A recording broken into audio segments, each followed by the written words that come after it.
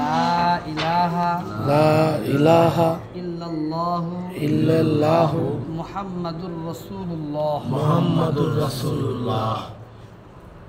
অর্থ অর্থ আল্লাহ তাআলা ব্যতীত, আল্লাহ তাআলা ব্যতীত, আপনি যদি বলেন আল্লাহ তাআলা ব্যতীত আল্লাহ তাআলা ব্যতীত আর কোনো মাবুদ নাই।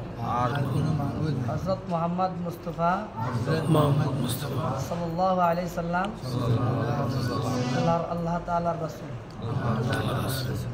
কালিমায়ে শাহাদাত, আশহাদু আল্লা ইলাহা আশহাদু লা ইলাহা ইল্লাল্লাহ। আপনি একটু জোরে জোরে বলেন।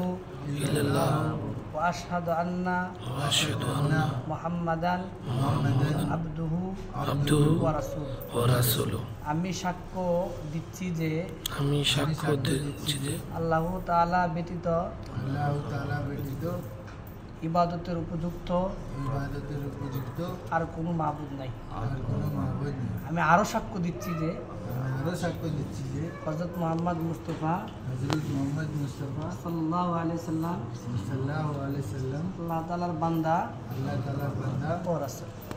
রাসূল। নামাজ জুমার নামাজ পড়ে পড়ছে।